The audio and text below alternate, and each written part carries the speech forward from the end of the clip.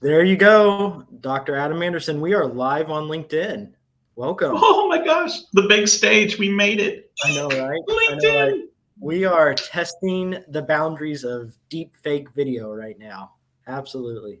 I'm kidding. I don't know what to do with my hands. That's Yeah, right. if I were to make a deep fake of myself, I would make myself more beautiful, not less. And so, See, I would go the opposite direction because I think that way when I do show up, people will be like, hey, you're working hard. You're doing a good job. set the bar low. I like it. That's it. Yeah, Yeah, yeah, yeah. When you that's finally do get a chance. that is a very strong LinkedIn game you spit then to set the bar Yeah. so low, and then when people meet you in real life, they're like, "You're a tolerable person." Yeah, I just want comments like, "Oh, you're so brave! Congratulations!" That's the kind of stuff that I'm fishing for. So, We all do. We all do. mm. Well, Adam, thank you for being live on LinkedIn, and we have just a handful of questions that we'd like to ask folks that are willing to join us in the Hook Security team. Your journey is a little different as an adjacent person to learning and development, and an adjacent person to security awareness training. Although Hook Security originally was your brainchild, and um, I'm I'm really curious. What are some of the things you're most proud of that you've built or accomplished to date? Let the audience get to know you a little bit, but tell us something about you that Ooh. you're really proud of. So my most the coolest thing I've ever made were my two kids. They're awesome. Well, one's a teenager. They're both teenage. Okay, they were okay when they were younger. We'll see how they turn out. So forget them. They're not my favorite. I talked myself out of it. I'm real proud of the fact that I built a company when I started when I was 26, and I was able to pay 25 mortgages a month. That was pretty cool. Some idiot kid doing the best he could, and I accidentally grew a company with 25 employees, and we covered that. I really felt great about that.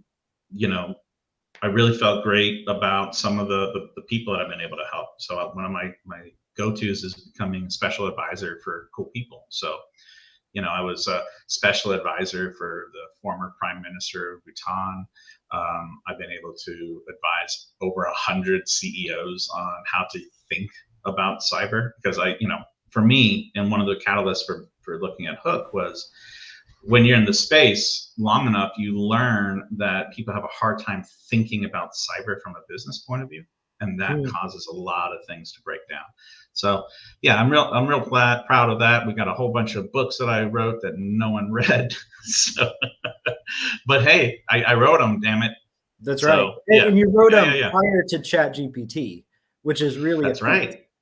dude. I spent $30,000 to have my first book in Times Square for like 2 minutes on the big thing, and it totally was not worth it. It didn't, Your yeah. your advertisement is in somebody's selfie background somewhere 10 years ago, Yeah. right?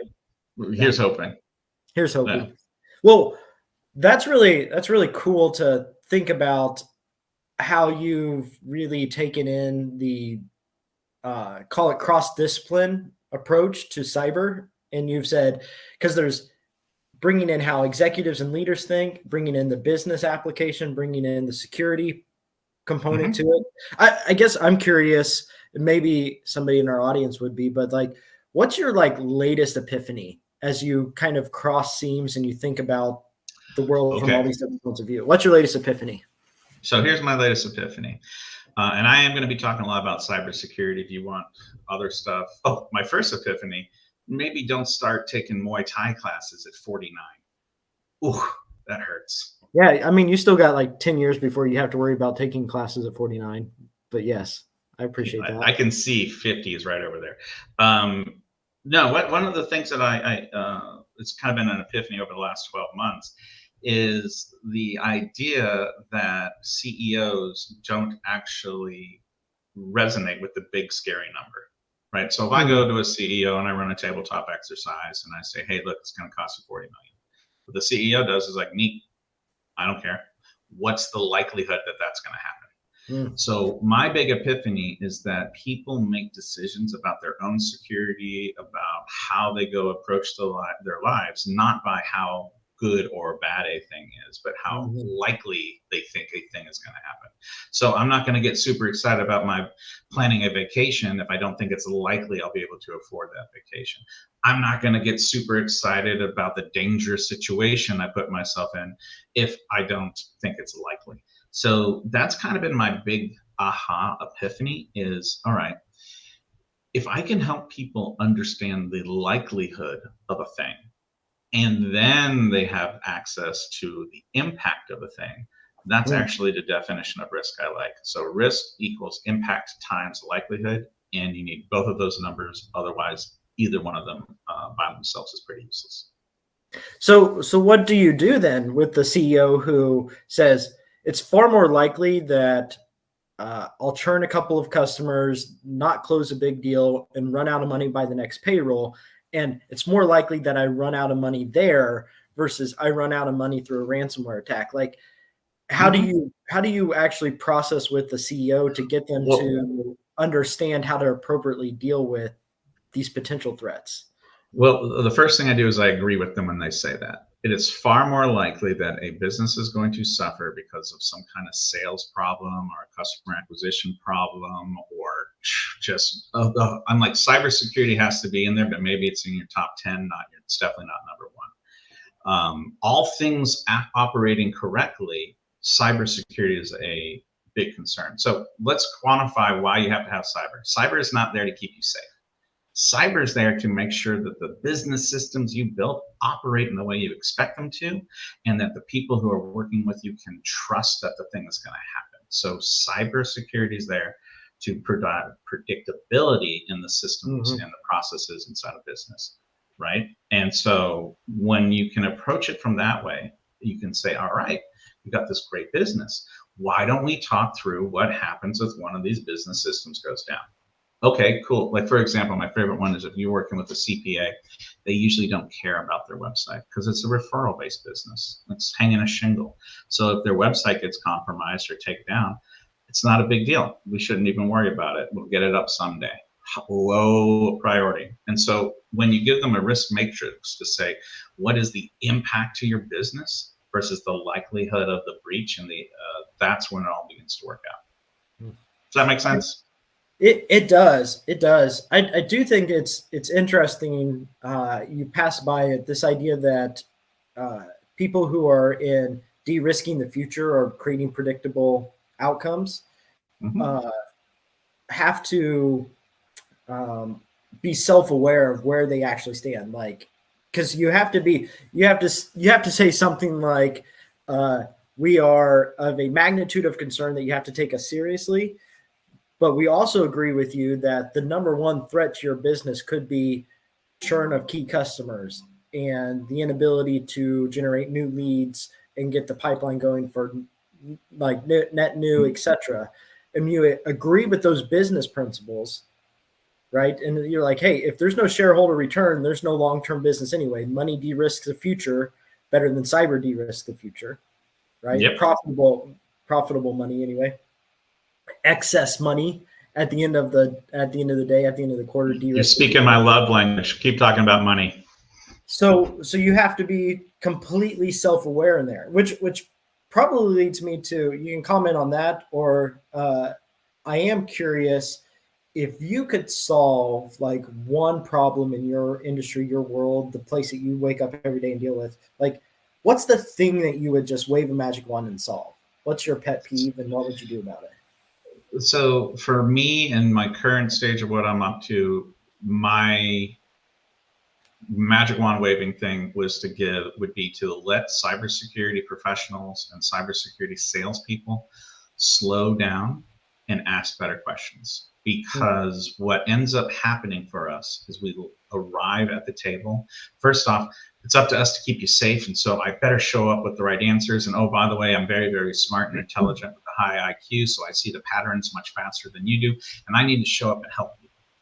Well, there's a thing called help when helping hurts. When you actually show up and you help so much, you actually are causing damage. And so what actually happens is that for the first few years, cybersecurity professionals sell to the companies they're trying to help on fear. Better do this, or it's going to be scary. When that no longer works, they don't have anything else to go to, and they have to pivot to question asking. And I'll put it in a real clear way. You need to double or triple the amount of time you spend in discovery when you're asking great questions. And you better have a good risk assessment. You better have a good business impact analysis, meaning if the bad things happen, what does it actually mean for the business? And then, hey, you should do a financial impact analysis to see where you should spend your money first. And if you can slow down and do that, we make the world a hell of a lot safer. Listen, I think you just said a lot of academic things, which is like one of the interesting talents you have, right? Is the ability to, in the same conversation, talk at a very strategic level in an organization, but also be able to make jokes and make light of the right. Because there's a phrase out there, right? Like cybersecurity is too important to take seriously. And that is that, ironically, to the psychology of humans, one of the ways we deal with the unknown and deal with the discomfort is we make jokes about it. We, here in the last 10 years, you've seen the rise of comedians being the canary of our culture, because the comedians are joking about things that we're uncomfortable with. We don't know how to deal with as a country, as a society. I guess I'm curious, what do you think is the future of cybersecurity teams as they have to figure out the unknown? Like, what you look in the crystal ball and you say, this is where we're headed. You can either say with or without intervention, right? Like this is where we're headed if we fix things. This is where we're headed if we don't fix things. Where do you see the world headed when it comes to cyber and risk? So it's not good. It's not good. So here's the thing. Yeah, where we're heading is not good. Like our risk is increasing, our loss is going to increase. Likelihood's going up. So when likelihood goes up, that means that you are not getting access to good cybersecurity, right? So there is a technical divide. There's a whole part of the world who's not even in the game. I remember we were talking with the country of Brunei, I think it was. They had to outlaw e-commerce for a while because cybercrime was so bad. Can you imagine outlawing Amazon for a while because of fraud? The idea that we are heading towards a better place. Well, okay, keep your humor to yourself. I'm on a roll. Okay, got it. I'm on a roll, bro. We'll circle back. Yeah. Write the joke down. We'll come back and see if it's still funny. So the idea of, hey, so people like to say this is a workforce development problem. It's not a workforce development problem. They say, oh, we need hundreds of millions. No, it's processes and procedures problem. I think that we're heading to a world where cyber people and cybersecurity in general gets more integrated with business systems. And once that actually happens, and it's no longer firefighting and fight the boogeyman, but this is just normal business, we're going to see a rise in effectiveness of cybersecurity for those who can have it. I also believe that those lessons learned are going to translate into a lot of AI. I think AI has got a lot of, at the very least, the fact that junior cybersecurity professionals can have access to a faster, like, dude, back in my day, I'd had to call IBM when I got an error message, log a sub1 ticket, and wait till they get back to me. And that could happen in 48 to 72 hours. Now, a cybersecurity professional who's responding can actually go right to AI and get a lot of information super fast. So I see that our existing professionals are going to get a lot more effective. We're going to integrate with the business a lot better, but yet we still are behind we're not going to ever outspend the cyber criminals. Do you predict a convergence or a singularity where right now in the world, what organizations do is you can argue that every business is actually a tech business that just has some sort of different focus. Like the infrastructure of the business is fundamentally technology. Like you can even say like manufacturers, like in your neck of the woods, BMW is a technology business that assembles cars on top of their technology. And they only assemble cars as best as their technology allows them to drive, which is a little counterintuitive considering tech is an efficiency thing, but Hmm. that's essentially one of the issues that we're facing. But you're also saying that eventually there'll be no such thing as technology that's not secure all the way through. Because right now we build the tech, say this is what we want, and then we go to the security teams and say now secure us, make sure that identity access management works and these things are That's properly right. put together. And we build all these business processes and then we secure it. And you're saying in the future those two things are together. There's no such thing as the security team and the IT team. They're all together. Perhaps we've seen already that in cloud and on like there's no such thing as an IT security or an IT provider that isn't in the cloud. You have to be Yeah. both. You have to be able to work in individual instances and move over to the cloud, and there's a singularity there. That's really deep. Yeah, well, What do you? I'll say one last thing on that. You Yeah, will always need to have a firewall if you can afford to. You'll need to have your auditors be separate from your implementers. So I agree with what you say, where there's a lot of the stuff is going to be shoved into the tools and the processes and all this. But your risk assessors, your auditors, all those people are still going to be super important to remain autonomous and self-directed. yeah, that makes a lot of sense because actually, the more change that happens, the more rapidly it happens, the increase for third-party validation actually increases. It doesn't decrease. So one of the ironic things about living in a world with like disruptive artificial intelligence coming towards our systems and rebuilding our systems is the human response is now cool. That's all great. You've just rebuilt these things. I need to know what's happening and not happening. That's exactly it. That's a lot of the reason I don't use AI is because I cannot. Well, when I don't use AI, it's usually because I cannot explain how the AI got to the conclusion that it did. So I'm very careful about letting AI be a brain. I'm great with it being hands. Do you think though? So, all right, we've already created, call it Pareto's principle, Pareto's law, that like technology enables the top 20% while leaving a bigger gap for 80%. And we see that internationally when you compare like certain economies and certain nation economies, like the US economy and how it leverages technology to other countries that do not, right? And there's a gap widening there. Do you see this getting to be a bigger problem where countries who leverage AI at the top just blow past the you gave the example of Brunei, like the Bruneis of the world, and we're just talking about we just live in an entirely different reality and world than countries who are still on the learning curve for IT that was readily available in 2015. Yeah, that's the technology divide. So the speed of digital transformation of an economy, a company, or a society is directly tied to how well they grow, how healthy, how happy, all that stuff, right? Well, actually, happy might be a bit strong, but Well, your ability to so you work with the prime minister who works on happiness indexes. That's gross national happiness, right? And so, no, you're absolutely right. But the interesting thing is Bhutan intentionally didn't do digital transformation. They intentionally kept their society very simple, and they loved it. They resisted it, and they were some of the happiest people I've ever met.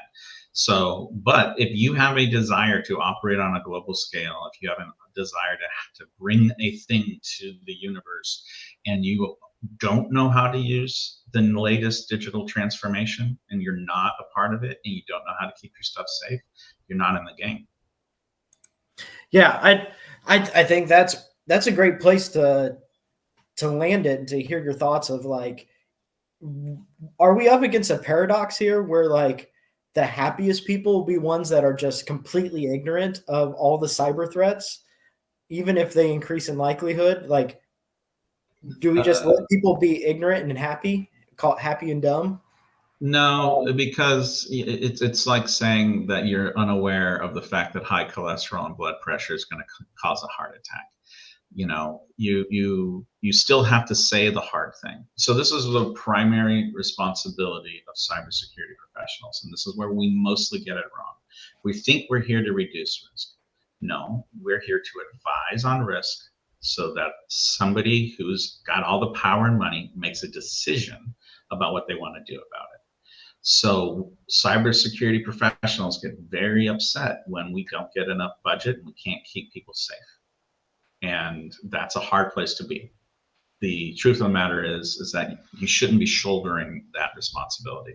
Your job is to advise on risk. You're Yoda, you're not Luke. You're not the hero, you're the wise green thing that is advising people on don't go fight Darth Vader. You're gonna, and he's like, nah, I got it, off I go, and he loses a hand. I don't know if these Star Wars metaphors are gonna work quite. Yeah, I actually don't know what people are getting older, and the youngies, they don't know, they haven't seen it. Yeah, that's right, because Star Wars did happen a long, long time ago in a galaxy far, far away. That's Tampa. Right. Tampa. All right. Well, Awesome. hey, I think we said a lot of smart things. Yes, we did. Thank you so much, Dr. Adam Anderson. And I hope we get to do this again soon. Peace out, everyone.